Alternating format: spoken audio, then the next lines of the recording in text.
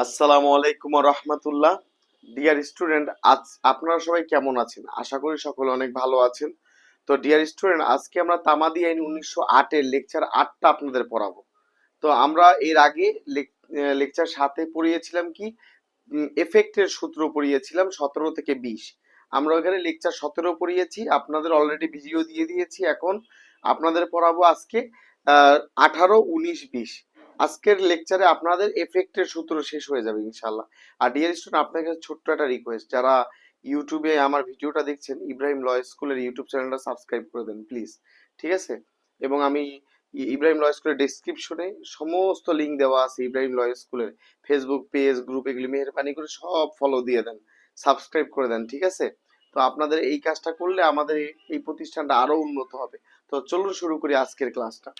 তো dear student, এই যে ধারা 18, এটা আপনাদের পিলির জন্য তো মারাত্মক ইম্পর্টেন্ট এবং রিটেনে কোশ্চেন আসে। 16তম জুডিশিয়াল সার্ভিস এই কোশ্চেন আসছে, জুডিশিয়াল সার্ভিস পরীক্ষায় এই কোশ্চেনটা আসছে এখান থেকে। তো ধারা 18টা এত ভালো করে পড়তে হবে যে এখানের কোশ্চেনটা যাতে আপনি পারেন, ঠিক আছে? তো খেয়াল করেন, ধারা 18তে কি বলা আছে? ধারা 18তে বলা আছে প্রতারণার ফলাফল, এফেক্ট অফ ফ্রড। ফ্রড শব্দের অর্থ হচ্ছে প্রতারণা, প্রতারণার ফলাফল।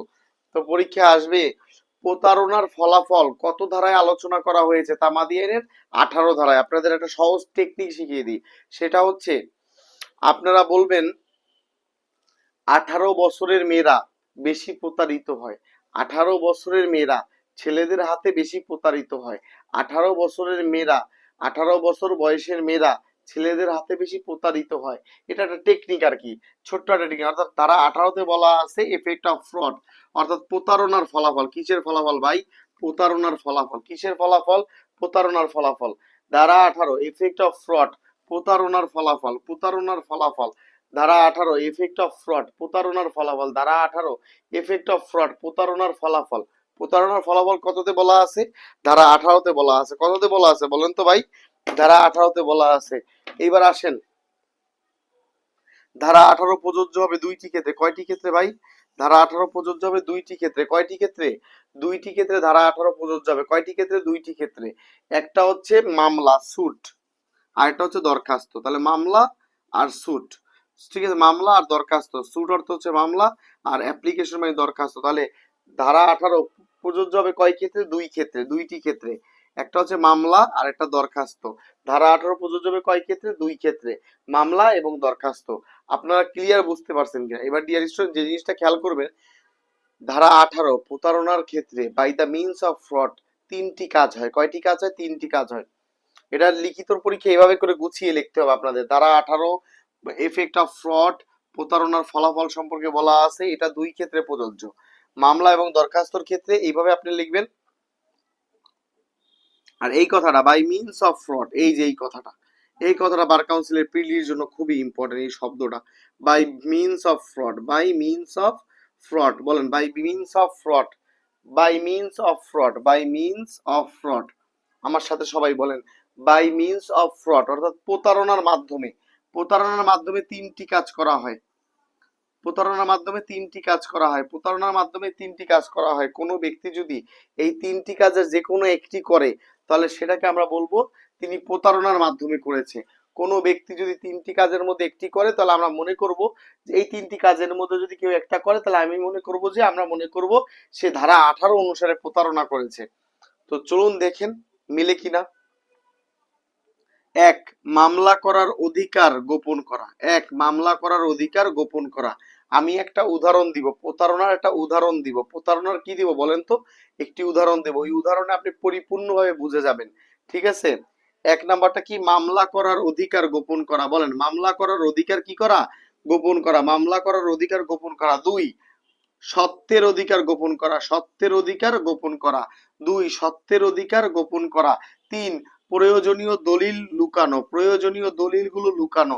তাহলে তিনটা, কোনো ব্যক্তি যদি তিনটা কাজের মধ্যে একটা করে, তাহলে সেটা প্রতারণা হিসেবে ধরে নেওয়া হবে। এক, মামলার অধিকার গোপন করা। দুই, মামলার অধিকার গোপন করা। দুই, সত্য লুকানো। সত্য মানে টাইটেল লুকানো, সত্য লুকানো। তিন হচ্ছে দলিল লুকানো। মামলার অধিকার গোপন করা, এই যে মামলার অধিকার গোপন করা, সত্যের অধিকার গোপন করা, আর দলিল লুকানো। ঠিক আছে, এই তিনটা কথা, মামলার অধিকার গোপন করা, সত্যের অধিকার গোপন করা, দলিল লুকানো, এই তিনটা জিনিসে যে একটা করবে সেই প্রতারণা হিসেবে হবে। আপনাদের একটা উদাহরণ আমি দিব, এই উদাহরণটা দিলে আপনারা একদম ক্লিয়ার হয়ে যাবেন, আপনাদের ভিতরে আর কোনো রকমের কনফিউশন থাকবে না। তো আমরা এর আগে চট করে একটা রিভিশন দিয়ে দিই ছোট্ট করে। ধারা 18তে বলা আছে এফেক্ট অফ ফ্রড, প্রতারণার ফলাফল কততে বলা আছে ভাই? ধারা 18তে বলা আছে এফেক্ট অফ ফ্রড, এটা পিলির জন্য ইম্পর্টেন্ট। অর্থাৎ 18 বছরের মেয়েরা ছেলেদের হাতে বেশি প্রতারিত হয়, এভাবে শিখতে হবে। দুই, এটা প্রযোজ্য হয় দুইটি ক্ষেত্রে। কয়টি ক্ষেত্রে ভাই? দুইটি ক্ষেত্রে। এই দেখেন পিলির কোশ্চেন, এক হচ্ছে মামলা আর একটা হচ্ছে দরখাস্ত, এইভাবে। আর রিটেনে আপনারা এইভাবে গুছিয়ে লিখতে হবে, সাজিয়ে লিখতে হবে। তাহলে এখানে লিখতে হবে বাই মিনস অফ ফ্রড। প্রতারণা বলতে আমরা বুঝি তিনটি কাজ করার মাধ্যমে প্রতারণা হয়। কয়টি কাজ? তিনটি কাজ। কয়টি কাজের মাধ্যমে প্রতারণা করা হয়? তিনটি কাজ। এক হচ্ছে মামলার অধিকার লুকানো, মামলার অধিকার লুকানো। দুই, সত্যের অধিকার লুকানো। তিন, দলিল লুকানো। মামলার অধিকার লুকানো, সত্যের অধিকার লুকানো, দলিল লুকানো। মামলার অধিকার লুকানো, সত্যের অধিকার লুকানো, দলিল লুকানো। এবার একটা উদাহরণ দিলে আপনাদের মাথায় একদম ঢুকে যাবে ক্লিয়ার ভাবে। তাহলে তিন কাজে প্রতারণা হয়, মামলার অধিকার লুকানো, সত্যের অধিকার লুকানো, প্রয়োজনে দলিল লুকানো। ক্লিয়ার? আশা করি আপনারা পুরো সামারিটা একদম বুঝে গেছেন যে প্রতারণা ধারা 18তে বলা আছে প্রতারণার ফলাফল দুই ক্ষেত্রে, মামলা, দরখাস্ত। তিনটি কাজ করা হয়, মামলার অধিকার লুকানো, সত্যের অধিকার লুকানো, প্রয়োজনীয় দলিল লুকানো। আশা করি পুরোটা বুঝতে পেরেছেন। এবার চলুন চট করে একটা উদাহরণ দিলে শেষ হয়ে যাবে ধারা 18। ওকে ডিয়ার স্টুডেন্টস, এখন আমরা আপনাদের এই উদাহরণটা দিলেই আপনি পরিপূর্ণভাবে বুঝে যাবেন, এফেক্ট অফ ফ্রডের খেলাটা পরিপূর্ণভাবে বুঝে যাবেন এই উদাহরণটা যদি আপনি দেখেন মনোযোগ সহকারে। এবং যারা রিটেন পরীক্ষা দিবেন তারা এই উদাহরণটা পরীক্ষার হলে বসিয়ে দিতে হবে।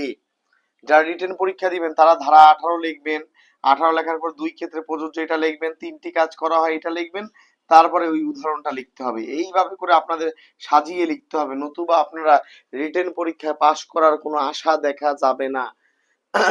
এবার আসেন ধারা 18তে কি বলা আছে। ধারা 18তে বলা আছে প্রতারণার ফলাফল, ইফেক্ট অফ ফ্রড। এবার এই গল্পটা মনোযোগ সহকারে খেয়াল করুন, দেখবেন মিলে যাবে। এই গল্পটা একটু মনোযোগ সহকারে খেয়াল করুন, আপনাদের দৃষ্টি আকর্ষণ করছি, খেয়াল করেন।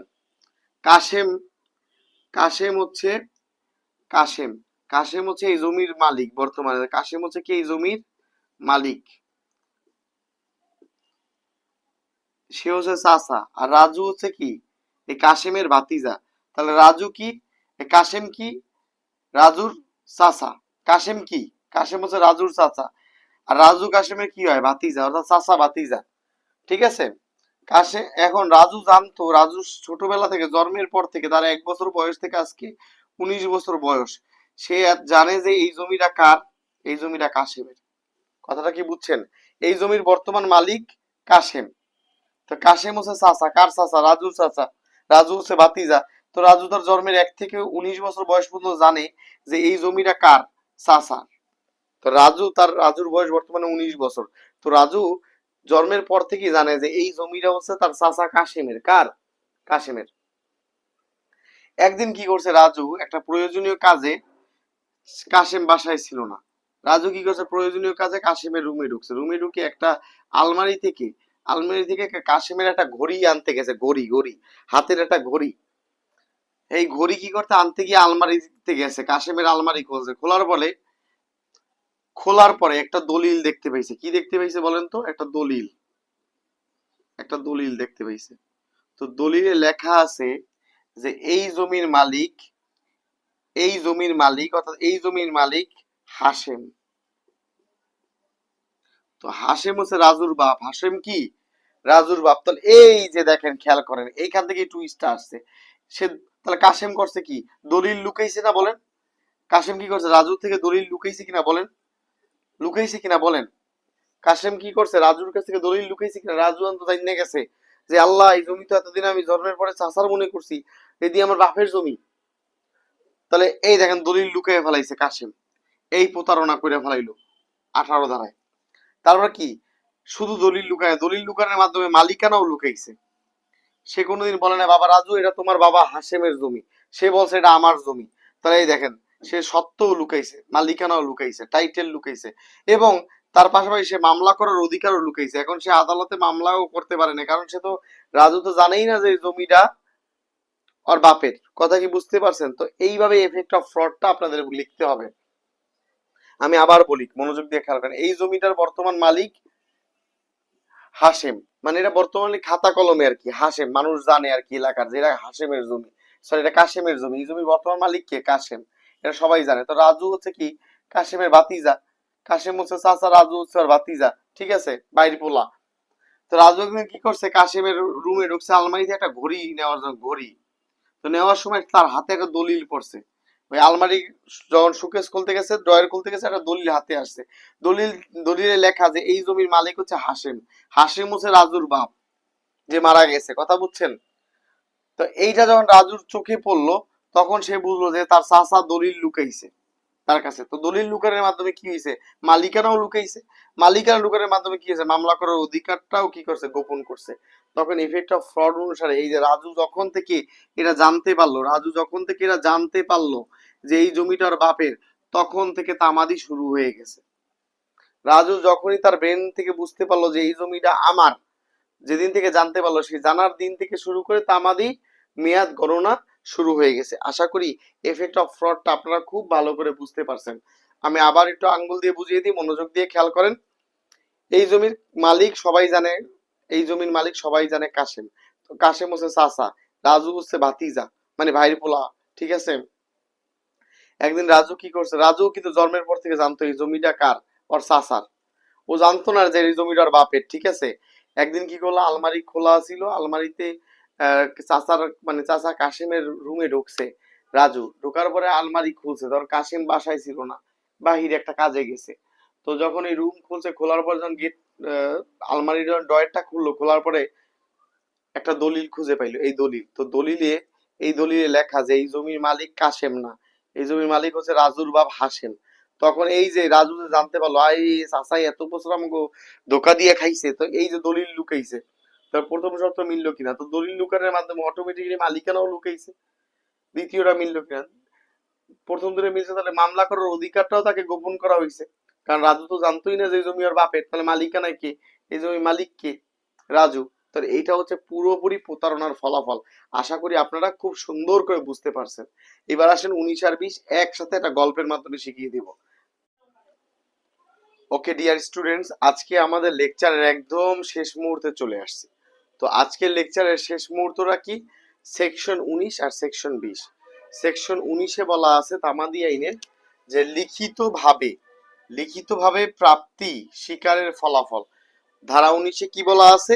লিখিতভাবে প্রাপ্তি স্বীকারের ফলাফল। এবং ধারা 20-এ বলা আছে আংশিক ঋণ প্রদানের ফলাফল। অর্থাৎ ধারা 19-এ কি বলা আছে? ধারা 19-এ বলা আছে অ্যাকনলেজমেন্ট ইন রাইটিং। যদি বার কাউন্সিলের পরীক্ষায় প্রিলিমিনারিতে আসে যে তামাদি আইনের ধারা 19-এ কি বলা আছে, তখন আপনি বলবেন অ্যাকনলেজমেন্ট ইন রাইটিং। কি বলবেন? Acknowledgement in writing. কি বলবেন? Acknowledgement in writing. Acknowledgement in writing, এটাকে বলা হয় লিখিতভাবে প্রাপ্তি স্বীকারের ফলাফল। লিখিতভাবে প্রাপ্তি স্বীকারের ফলাফল। তো তামাদি আইনের ধারা 19-এ কি বলা আছে? লিখিতভাবে প্রাপ্তি স্বীকারের ফলাফল। লিখিতভাবে প্রাপ্তি স্বীকারের ফলাফল, acknowledgement in writing. Section 19 acknowledgement in writing. এটা কিন্তু খুবই গুরুত্বপূর্ণ আপনাদের জন্য, প্রিলির জন্য, যে অ্যাকনলেজমেন্ট ইন রাইটিং তামাদি আইনের কত ধারায় বলা আছে? ধারা 19-এ।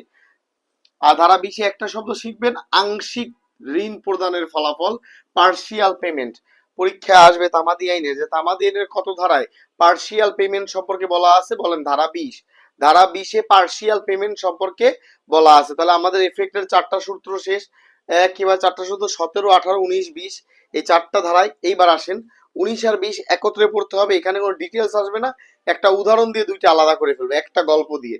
তো গল্পটা মনোযোগ দিয়ে শুনুন, এর আগে শুনেন। ধারা 19-এ বলা আছে লিখিতভাবে প্রাপ্তি স্বীকারের ফলাফল, অ্যাকনলেজমেন্ট ইন রাইটিং। আর ধারা 20-এ বলা আছে আংশিক ঋণ প্রদানের ফলাফল, পার্শিয়াল পেমেন্ট। ঠিক আছে, এই দুটা পার্থক্য বুঝছেন? আসেন গল্পটা শুনি। গল্পটা হচ্ছে রনি সাহেব, রনি নামে একজন ব্যক্তি, উনি কি করছে 50,000 টাকা ঋণ নিছে। কার কাছ থেকে ঋণ নিছে? সজীবের কাছে। রনি নামে একজন ব্যক্তি, সে 50,000 টাকা ঋণ নিছে কার কাছে? সজীবের কাছে। মেয়াদ কতদিন? মেয়াদ হচ্ছে 12 মাসের জন্য। ডিয়ার স্টুডেন্ট মাথায় রাখবেন, ধারা 19 আর 20 সময়টা খুবই গুরুত্বপূর্ণ। সময়টা কি খুবই গুরুত্বপূর্ণ। তো গল্পের মধ্যে আমরা কি শিখলাম? রনি 50,000 টাকা ঋণ নিয়েছে কার কাছ থেকে? সজীবের কাছ থেকে। কয় মাসের জন্য? 12 মাস, 1 বছরের জন্য। এতটুকু বুঝছেন? রনি সজীবের কাছ থেকে 50,000 টাকা ঋণ নিয়েছে 1 বছরের জন্য। যে ভাই সজীব, রনি বলতেছে ভাই সজীব তুমি আমাকে 50,000 টাকা দাও, আমি তোমাকে 1 বছরের মধ্যে 12 মাসের মধ্যে তোমার টাকা শোধ করে দিব। এই গেল গল্পের প্রথম কথা। দ্বিতীয় হচ্ছে সময়টা খেয়াল করেন, 12 মাস 1 বছর। এবার মজার ব্যাপারটা হচ্ছে 12 মাসের মধ্যে 11 মাস চলে গেছে। কয় মাস চলে গেছে? 12 মাসের মধ্যে 11 মাস চলে গেছে। এখন সে আর টাকা দেয় না। রনি কি করে না, আর টাকা দেয় না সজীব রে। 12 মাসের মধ্যে 11 মাস চলে গেছে, একটা টাকাও দেয় না। এবার সজীব আসছে। সজীব আসছে কখন খেয়াল করেন? ওই 12 মাস, 1 বছর শেষ হওয়ার আগে। 1 বছর শেষ হওয়ার পরে আসলে কিন্তু আর 19-20 কার্যকর হবে না। তাহলে রনি কি করছে? 11 মাস আর টাকা দেন, তাহলে হাতে আছে 1 বছর পূর্ণ দেওয়ার কয় মাস? 1 মাস। ওই সময়ের মধ্যে কি করছে? সজীব আসছে। সজীব এসে বলতেছে রনি তুমি আমার টাকা 11 মাসে ফেরত দিতে পারো নাই, সামনের 1 মাসেও তুমি পারবা না। আমি এখন তোমার বিরুদ্ধে আদালতে গিয়ে মামলা দায়ের করব। আমি এখন কি করব? তোমার বিরুদ্ধে আদালতে মামলা দায়ের করব। তখন রনি বলতেছে ভাই সজীব তুমি আদালতে গিয়ে আমার বিরুদ্ধে মামলা দায়ের করিও না। আমি তোমাকে একটা লিখিতভাবে লিখে দিচ্ছি, এই দেখেন লিখিতভাবে আমি তোমাকে লিখিতভাবে লিখে দিচ্ছি, লিখিতভাবে লিখে দিচ্ছি যে এই 1 মাসের মধ্যে তোমাকে কি করব? বাকি 50,000 টাকা শোধ করে দিব। এই যে এখন লিখিতভাবে যে লিখে দিছে, এখন নতুন করে তামাদি শুরু হয়েছে। তো আগের যে 1 বছর ছিল, ওই 1 বছর তামাদি বাদ হয়ে গেছে, এখন ওই 1 মাস তামাদি হয়েছে, নতুন তামাদি শুরু হয়েছে। এটাকে বলা হয় লিখিতভাবে প্রাপ্তি স্বীকারের ফলাফল। আর পার্সিয়াল পেমেন্টটা কি? খেয়াল করেন, লিখিতভাবে প্রাপ্তি স্বীকারে কি বলছে? ওই সামনের 1 মাসে পুরো 50,000 টাকা দিয়ে দিবে। আর যদি রনি এই কথাটা বলতো যে ভাই সজীব তুমি আদালতে মামলা করিও না, আমার কাছে 50,000 টাকা, তো তুমি তো 50,000 টাকা নিছি তোমার কাছ থেকে, এই নাও 30,000 টাকা তোমাকে দিয়ে দিলাম নগদ, আর বাকি 20,000 টাকা তোমার 1 মাসের মধ্যে দিয়ে দিব। তাহলে এই যে আংশিক টাকাটা, এই যে 30,000 টাকা যে দিল, এই যে 30,000 টাকা যে দিয়ে দিল প্রথমে নগদ, তখন এটাকে বলা হয় আংশিক ঋণ। এটাকে কি বলা হয়? এটাকে বলা হয় আংশিক ঋণ। আশা করি বুঝতে পারছেন, আশা করি বুঝতে পারছেন। তো গল্পটা কি ছিল? মূল কথা, রনি 50,000 টাকা 1 বছর মেয়াদে, 12 মাসের মেয়াদে ঋণ নিছে সজীবের কাছে। কিন্তু 12 মাসের মধ্যে 11 মাস চলে গেছে। 12 মাসের মধ্যে 11 মাস চলে গেছে, সজীব রে একটা টাকাও রনি দেয় নাই। তখন সজীব কি করলো? ওই 12 মাস শেষ হওয়ার আগে, 12 মাস শেষ হওয়ার আগে রনিকে বলল আমি তোমার নামে মামলা করব, আমি তোমার নামে মামলা করব। কেন? তুমি যে ছেলে 11 মাসে একটা টাকাও দিতে পারে নাই, ওই সামনের 1 মাসও দেবে না, তাহলে আমি গিয়ে মামলা করবো। কিন্তু একটা জিনিস খেয়াল করবেন, ওই যে মেয়াদ শেষ হওয়ার আগে কিন্তু আসতে হবে। মেয়াদ শেষ হওয়ার আগে, নাহলে কিন্তু এটা কার্যকর হবে না। খেয়াল করেন, 1 বছরের আগে আসতে হবে, 1 বছরের পরে গেলে কিন্তু এটা কার্যকর হবে না, এটা খেয়াল করেন। তখন রনি বলল ভাই সজীব তুমি আদালতে যাইও না মামলা করতে, আমি তোমার লিখিতভাবে লিখে দিলাম, তোমাকে এই 1 মাসের মধ্যে বাকি টাকা সব দিয়ে দিব। দেখেন এখানে কি একটা টাকাও দিছে? একটা টাকাও দেয় না, বলছে ওই 1 মাসের মধ্যে পুরা 50,000 টাকা দিয়ে দিব। যদি পুরা 50,000 দিয়ে দেয়, তাহলে এটা হবে লিখিতভাবে প্রাপ্তি স্বীকার। আর যদি রনি বলতো যে ভাই সজীব তুমি আদালতে মামলা করতে যাইও না, এই নাও 30,000 টাকা নগদ, এই নাও 30,000 টাকা নগদ, আর বাকি 1 মাসের মধ্যে 20,000 টাকা দিয়ে দিব। এই যে আংশিক টাকা, মানে 50,000, প্রায় 50,000 একটা বিশাল অংশ আগে দিয়ে দিছে না, এই আংশিক শব্দটা, এই যে এটা তখন হবে পার্সিয়াল পেমেন্ট। আশা করি আপনারা পুরোটা বুঝতে পারছেন, আশা করি আপনারা পুরোটা বুঝতে পারছেন। তো চলুন আমি গল্পটা আবার একটু বলি। রনি কি করছে? 50,000 টাকা ঋণ নিছে সজীবের কাছে, 12 মাস সময় নিয়ে, 1 বছর, 11 মাস চলে গেছে, একটা টাকাও দেয়নি। তখন সজীব কি করলো? গিয়া ওই 12 মাস শেষ হওয়ার আগে, এইটা মাথায় রাখবেন, 12 মাস শেষ হওয়ার আগে সজীব গিয়া বলছে এই রনি তুমি একটা টাকাও দাও না, তোমার বিরুদ্ধে আমি মামলা করবো। তো রনি গিয়া বললো, এই যে 19 আর 20-এর পার্থক্য এতটুক, রনি গিয়া বললো ভাই সজীব তুমি মামলা করিও না, এই নাও আমি লিখিতভাবে দিয়ে দিলাম, 1 মাসের মধ্যে, বাকি 1 মাস তো বাকি আছে, 1 মাসের মধ্যে পুরো টাকাটা তোমার দিয়ে দিব। এই যে 1 মাস যদি সময় নিল, ওই 12 মাসের তামাদিরা বাদ গেছে, এই 12 মাসের তামাদিরা বাদ গেছে, এখন নতুন তামাদি 1 মাস যুক্ত হয়েছে। আর এই যে পুরো টাকাটা, পুরো পুরো টাকাটা যখন দিয়ে দিবে, তখন এটা হচ্ছে 19 ধারায় পড়ছে লিখিতভাবে প্রাপ্তি স্বীকার। আর আংশিকটা কোন? যদি রনি বলতো যে ভাই সজীব মামলা করতে যাইও না, এই নাও পকেটে 30,000 টাকা আছে, এই 30,000 তুমি রাখো ভাই, এই নাও 30,000 টাকা তুমি রাখো, বাকি এক মাসে বাকি 20,000 তোমার দিয়ে দিব। এই যে আংশিক টাকা যে দিছে আংশিক, এই হয়ে গেছে আংশিক পেমেন্ট, পার্শিয়াল পেমেন্ট। আশা করি আপনারা পুরোটা বুঝতে পারছেন। তো এই দেখেন লিখিতভাবে প্রাপ্তি স্বীকার, অ্যাকনোলেজমেন্ট ইন রাইটিং এর দুইটা বৈশিষ্ট্য। এক হচ্ছে এক হচ্ছে এটা পুরোটা বাকি থাকবে। এটা কি থাকবে বলেন? এটা পুরোটা বাকি থাকবে, এটা পুরোটা বাকি থাকবে এবং নির্ধারিত সময়ের আগে, এই খেয়াল করেন, ওই 12 মাস শেষ নির্ধারিত সময়ের আগে আসতে হবে, পুরোটা বাকি থাকবে এবং নির্ধারিত সময়ের আগে আসতে হবে। এটা হচ্ছে আংশিক পেমেন্ট। আর পার্শিয়ালটা কি? আংশিক বাকি থাকবে। কি থাকবে বলেন? আংশিক বাকি থাকবে এবং নির্ধারিত সময়ের আগে টাকা দাবি করবে। আশা করি আপনারা পুরোটা বুঝতে পেরেছেন, আশা করি আপনারা পুরোটা বুঝতে পেরেছেন।